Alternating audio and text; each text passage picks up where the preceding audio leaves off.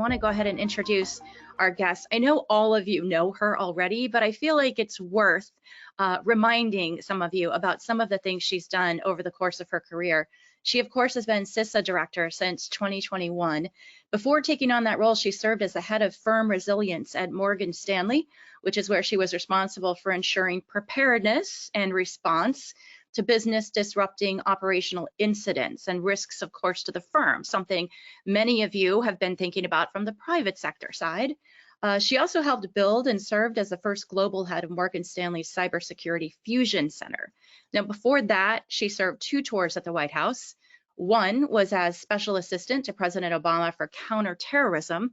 She also served as executive assistant to National Security Advisor Condoleezza Rice. She retired from the Army after serving more than 20 years in intelligence and cyber operations. She's also a 2-time recipient of the Bronze Star, which I think is pretty cool.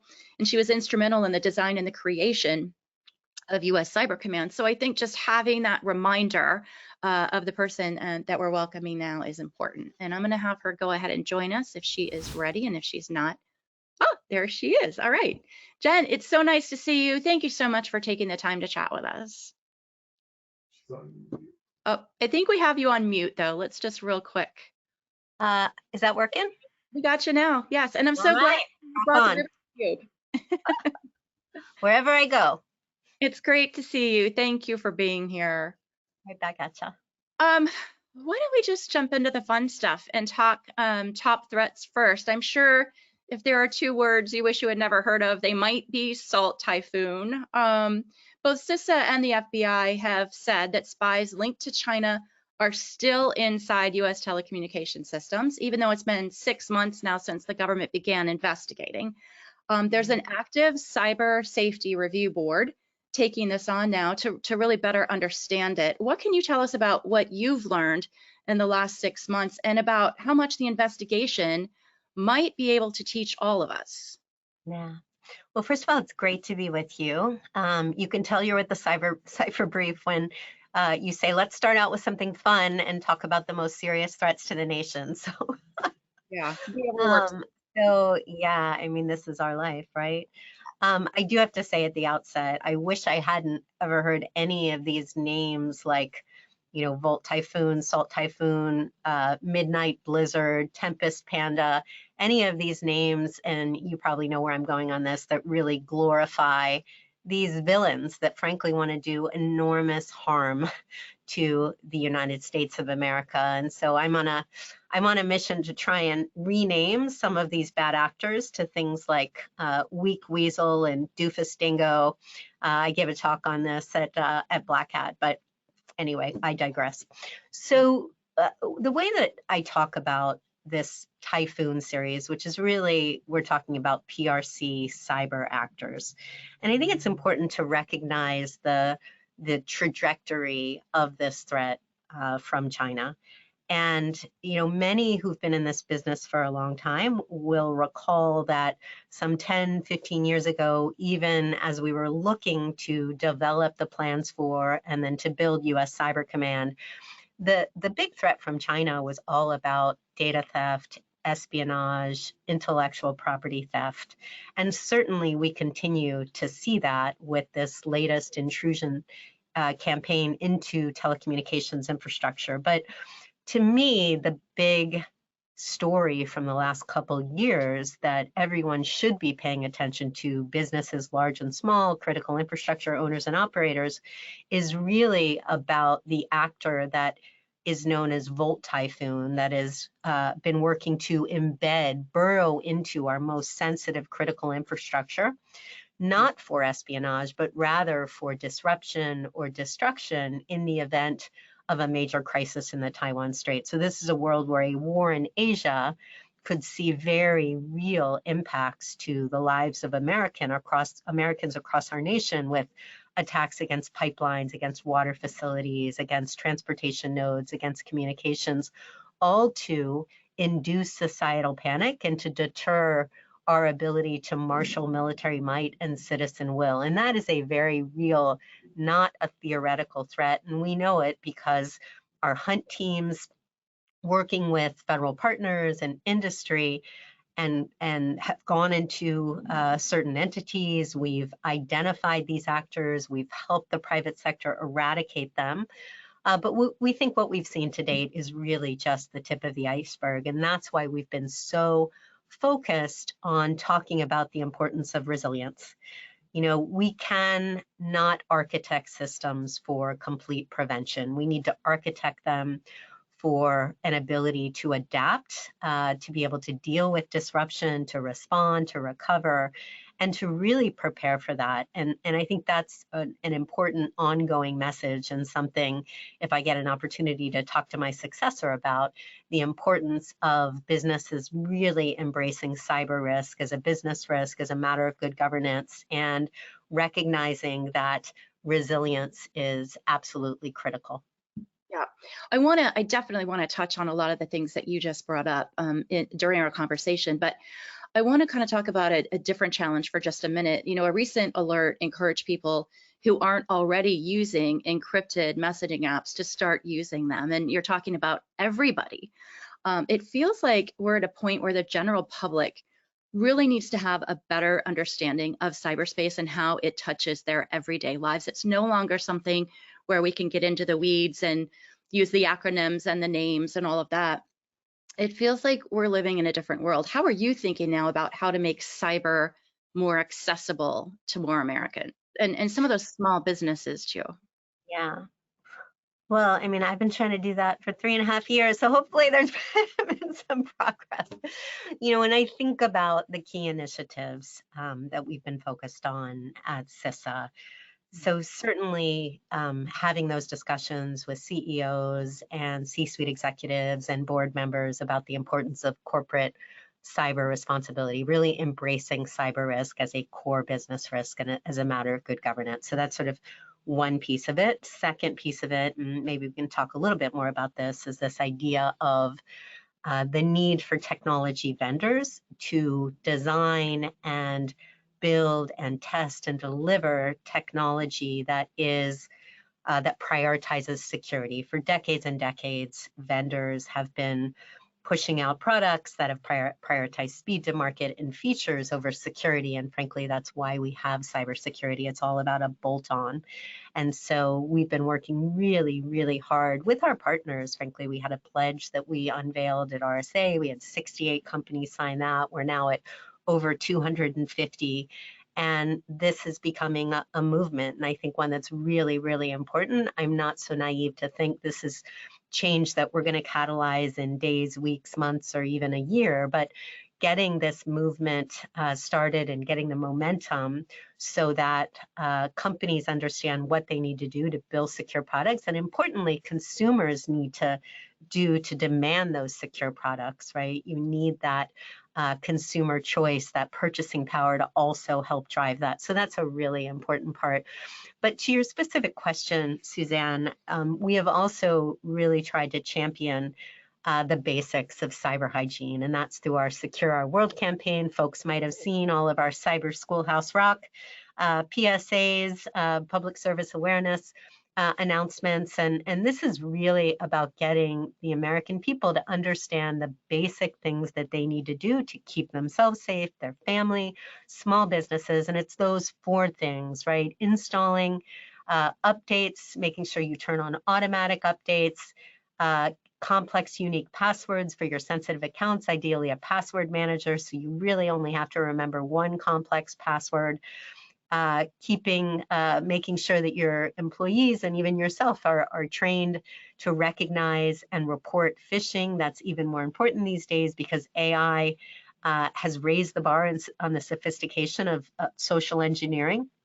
And then finally, and I think everybody knows my favorite, multi-factor authentication. So those 4 basic things that we've been advocating for can prevent 98% of cyber attacks, is what the research shows. You know, it's the brushing your teeth, the washing your hands of cyber. And the alerts that we've been putting out on secure communications, I think you saw something that my head of cybersecurity, Jeff Green, said, and frankly, we're working on putting something out through our platform, but I've been writing a lot about this on social media, LinkedIn specifically. Anybody that knows Bob Lord, who's a senior technical advisor here at CISA, fantastic teammate, he talks about this a lot, but absolutely, end-to-end encryption. If you want to ensure that your communications are secure, your texts, your voice comms, it's important for folks to understand what they need to do, and end-to-end encrypted comms are the best way to do it. You can pick your platform. Obviously, from an enterprise perspective, there are some rules in place in terms of data retention, so companies need to understand what the options are.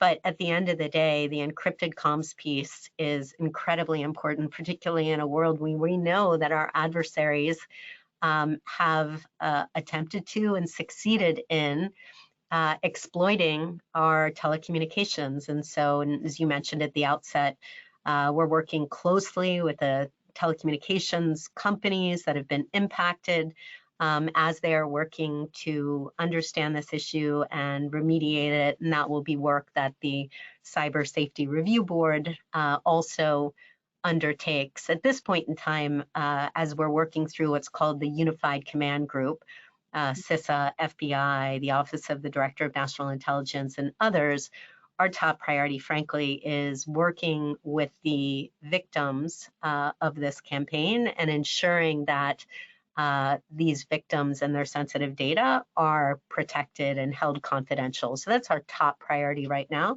But of course, understanding this campaign and then really having the board make recommendations under the auspices of the department about how to prevent this type of a campaign in the future, I think will be very important for the next administration to pick up the baton on that. Yeah, I was going to ask you about the Secure by Design principles. You announced them last year. It's great to hear more than 200 companies have now signed on, and how you see that evolving both from the opportunities and some of the challenges for whoever follows you in this role. But let me ask you about ransomware.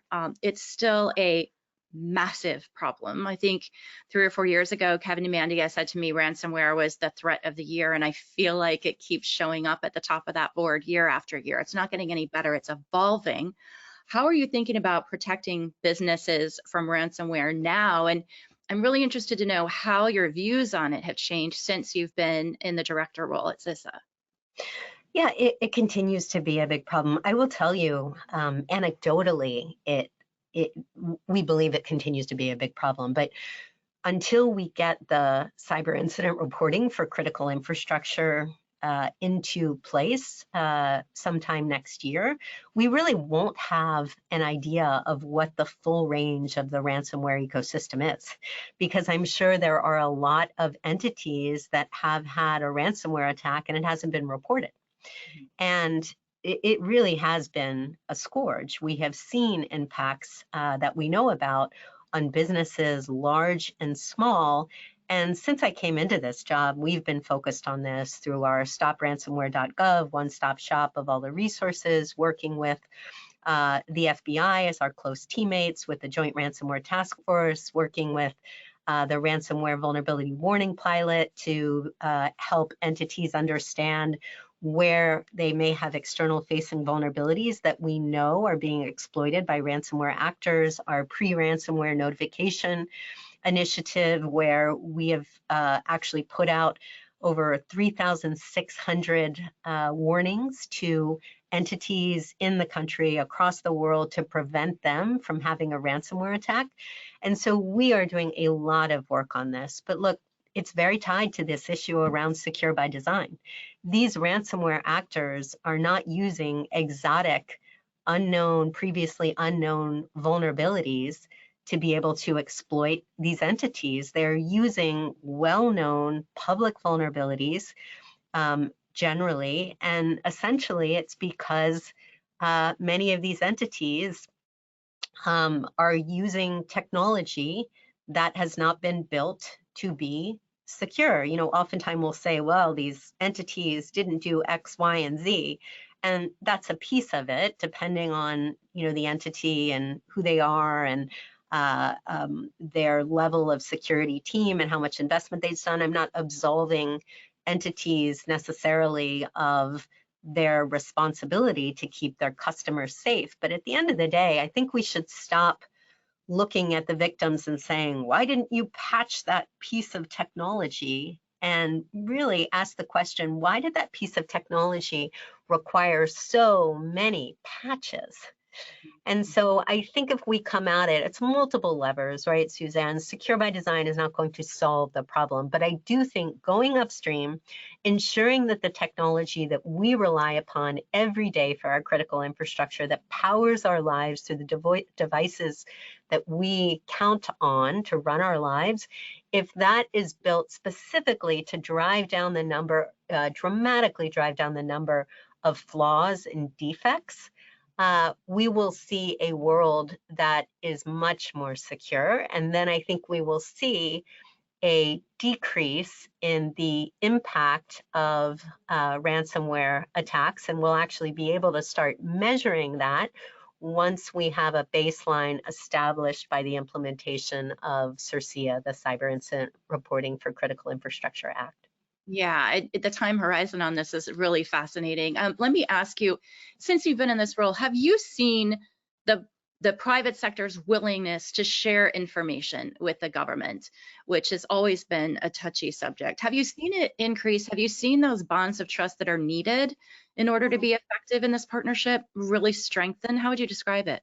Yeah, I mean, this is one of the reasons I came back into government, because I was in government for a while, 4.5 years at Morgan Stanley, and felt like I knew government very well when I left, having served in the military, in the intelligence community at NSA, at the White House, and looking back at government from the private sector, it was very hard to discern how to effectively collaborate with the government because we saw so many different actors telling us different things. There was a real lack of coherence. And that is something that I have really tried to champion along with my awesome teammates here. And that was aided and abetted by great work done by the Cyberspace Solarium Commission. I saw Frank on here earlier, and many of the authorities that CISA got as a result of the recommendations to include the Joint Cyber Planning Office, which we set up early in my tenure as the Joint Cyber Defense Collaborative. I don't think we can underestimate what a paradigm shift this is, right? At the end of the day, we are asking companies, and if you're a big company, you probably have a big legal team. I know we did when I was at the bank, and they are very focused on making sure that you are reducing risk as much as possible. And frankly, oftentimes saying, no, don't provide that information, or, that may end up hurting your reputation if you're transparent about saying what happened. And so we are really asking three things. First, for any business that is a critical infrastructure owner or operator to recognize that a threat to one is a threat to many. Because given the connectivity, the interdependence, the vulnerability, the underpinning of some very complex supply chains, a threat to one provider is oftentimes a threat to many, and we're seeing that with respect to telecommunications infrastructure, certainly. And so it can't just be about self-preservation. It really has to be a focus on collaboration, in particular with the government. But then the second point is there also needs to be a recognition that even as we're asking the private sector to work closer with the government and to provide information, the government has to be coherent.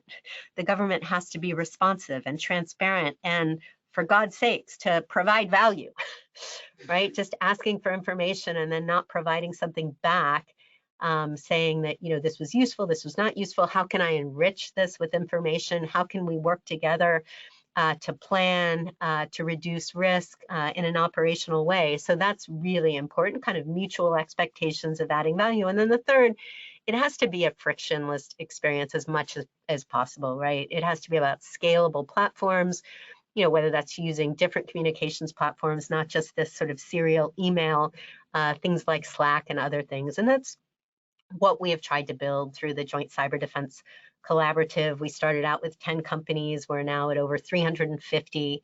over 50 different communications channels where we are sharing information, enriching it with what we know from federal government perspective, and then planning against some of the most serious threats to the nation. And we've seen this used successfully, whether it's very early on the threat of Log4j, then on the Shields Up campaign around Russian retaliation on U.S. critical infrastructure, planning efforts around the Volt Typhoon work, focus on pipelines, focus on ransomware with the Joint Ransomware Task Force, and then even with JCDC AI, where we've had real success bringing together generative AI companies and technology companies to plan against a major incident against generative AI companies. And early next year, we're excited to put out the playbook, the incident response playbook that we've been working on. So look, I do think it's been going well, but this is a major paradigm cultural shift, and getting companies that are sometimes competitors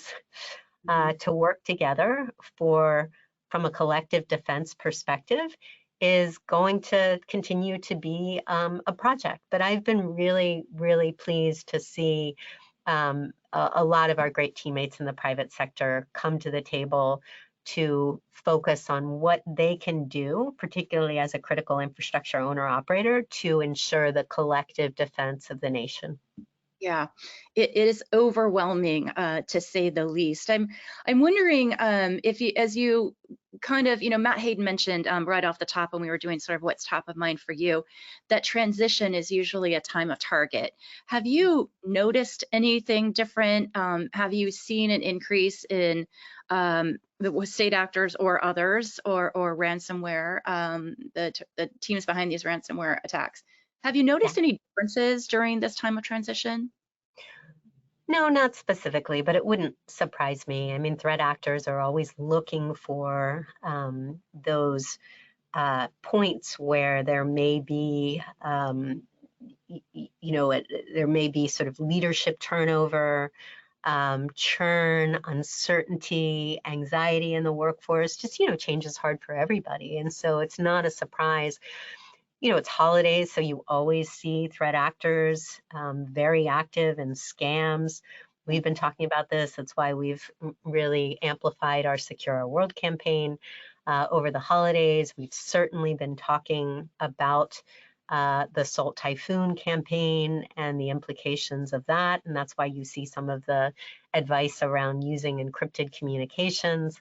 But look, I've been through several transitions now. I was in the transition from the Obama administration to the Trump administration, and I was on the transition team from the Trump administration to the Biden-Harris administration. So, we at CISA have been looking at our succession planning for months and months, anticipating that there would be a leadership turnover. And I am very, very confident in my senior leaders. The vast majority of CISA is civil servants. And so we have fantastic leaders who are very experienced, and I'm very confident that even if threat actors try to take advantage of this period of time here at CISA or to cause some sort of havoc across the larger threat landscape, that we are prepared along with our partners to be able to respond effectively.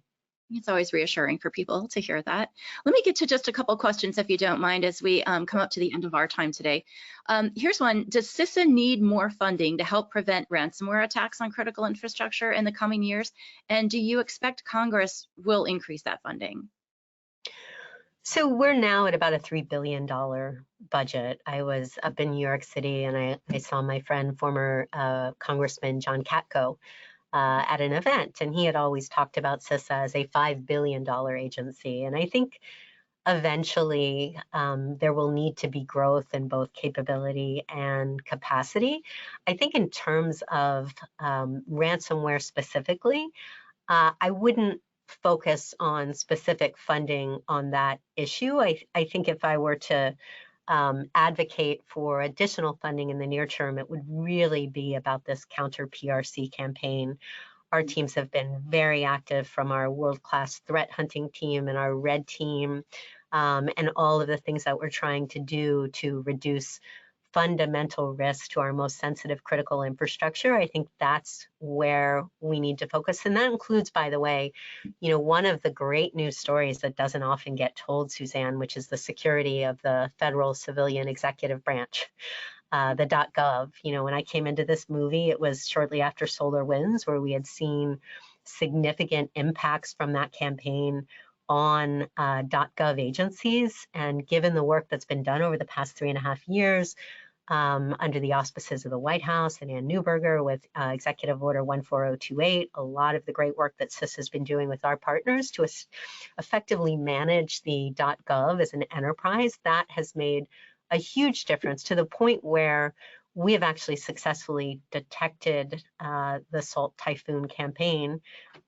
in ways that we've not seen some of the major entities be able to detect it. And that's why we have such talent to be able to work with the private sector to understand these campaigns, to identify them, and to help mitigate the risk. But, at the end of the day, that's where I would really focus. And of course, there will be knock-on effects on the ransomware side. But if we want to catalyze a more secure technology ecosystem and reduce the devastating impacts of ransomware, we really need to look at secure technology. And that can come in the form of certain, I've been talking about legislation around a software liability regime, where anybody that creates software should be held accountable to an articulable standard of care, but really importantly, that there needs to be safe harbor provisions for those entities that responsibly innovate using secure development practices. So, these are things that we've been working on. It was actually part of the National Cyber Strategy. We've been working on it with folks like the National Cyber Director, Harry, and his team. And so, again, I think you have to go upstream to the technology layer to really make the long-term impact on cybersecurity more broadly. Yeah, let me get another question in here. Automobile safety is where it is today in part due to government mandates and regulatory enforcement. Do you think a similar approach to the cybersecurity of critical infrastructure and manufacturers creating the products that we use for systems like that would help or hurt? Yeah, no, I think that's my point, right? And frankly, I know there's been a bit of a push to have different regulations on cyber standards in various sectors. And if you look at something like my teammates at TSA, post-Colonial Pipeline, there's been some good work done there. From my background in a highly regulated industry at Morgan Stanley, I am always wary about different types of regulations with slightly different requirements and standards, because I think ultimately that patchwork really creates compliance box checking as opposed to real operational risk reduction. And so I worry about that patchwork. I know that NCD is looking at how do they do better regulatory harmonization. Think about one entity that does the cybersecurity minimum standards across all sectors so that businesses know what to expect from a general perspective. And so I think something like that, if you're looking at efficiencies, is where this next administration should consider. Again, think about risk reduction versus compliance mindset. And then if you really want to make a difference, it's get to the technology layer, right? It's not necessarily getting at that sector. I mean, you need to do that to ensure that people can get into a car safely, get on an airplane safely. But right now, anybody that buys software, signs a contract that says, essentially, you are buying this product entirely at your own risk. And that just makes no sense to me. It's something we've normalized over the decades. But at the end of the day, we rely upon technology. We rely upon software to run everything in our lives. And we have to expect that that is safe and secure. And that whole burden cannot be borne by the individual consumer or the small business. It really has to be a shared responsibility with the technology vendors and those who produce software. Yeah. You have been in this role for nearly 4 years now, and just as a final question, I would love to get your thoughts on how this role has changed you over the last almost 4 years, what you are taking away from this job, and what you hope to be able to share with whoever may fill this role under the new Trump administration. Yeah. Well, first, whoever takes the job, please know that I am here as a resource. When I took this job, Chris Krebs was a fantastic teammate and partner. And, at the end of the day, CISA is a non-political, nonpartisan agency. We were built as America's cyber defense agency and as the national coordinator for critical infrastructure resilience to serve all Americans and ensure the critical infrastructure that we rely upon every day for water and power and healthcare and finance and transportation and communications is safe and secure. So I look forward to having conversations with whoever gets named as my successor. And the first thing I'd say is you are getting the best job in government, because this truly is an amazing place to work. And I've had the pleasure and privilege to work in some pretty amazing jobs. But this has been such an absolute honor to take something that was pretty new, so this is only 6 years old, and work with this incredible team to build our capability, to build our capacity, to see the budget grow, and to really develop operational capacity off that, to see our teamworks come on board. We're now at about 3,400 people. We've hired over 2,000 people since I came on board, incredible talent. And so that's been just wonderful. I think, as I'm being introspective about my time here, I think the key lesson learned is the vital importance of one 5-letter word, which is my favorite Wordle word, and that's trust. Mm. CISA is not a regulator. We're not an intel collection agency. We're not a law enforcement agency. We're not a military agency.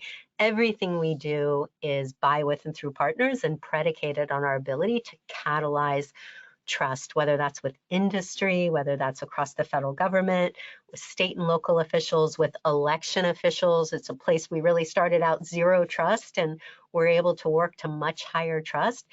And the only way to do that is to get out and engage with people. And that's why I spend so much time across the country, across the world, traveling, explaining what we do, the value that we add, our no-cost services, how we can help everybody across the board. And so, it's really interesting when you think about the levels of trust in the federal government these days. They're pretty low. And I think a lot of that is because we're all in sort of our digital world, where it's very hard to have conversations with people where you can sit across the table and look them in the eye. And I think even if you really disagree with somebody politically, I think if you sit down and you have those conversations and you explain where you're coming from, you really can start to build that trust. And that's the only way CISA is going to be successful. We bring incredible technical capability, but we also have to bring very high levels of emotional intelligence, because if we're not able to explain how our technical capabilities can help our partners reduce risk, we ultimately will not be successful. And so that's been a big lesson for me, and something that I will take with me when I move on to the next thing I do with whatever. But I'll just say I'm really grateful to my teammates, to all of the partners we've had the privilege to work with, for those who maybe were skeptical of working with the federal government and came to trust us. And to you, Suzanne, you've been a great partner. I'm super grateful for your leadership and how you bring together folks to have these really important conversations about these critical issues. So keep doing that, keep leading, keep being a great partner with whoever takes my role next, and we can work together to really keep our nation and the global cyberspace safe and secure. It's such a strong note to leave on. Trust is so important. Trust in government's low, trust in media is low, trust in everything. So it would be really nice to keep in touch with you as well, and to however you move on in whatever role, to keep your voice in this very critical conversation as we continue to try to build trust together. Thank you so much, CISA Director Jen Easterly. It's great to see you. Appreciate everything that you've done at the agency over the last almost 4 years. And we look forward to, as I said, keeping connected to you and what you do next. It'll be impressive, I'm sure. You as well. Thank you so much, Suzanne. Thank you.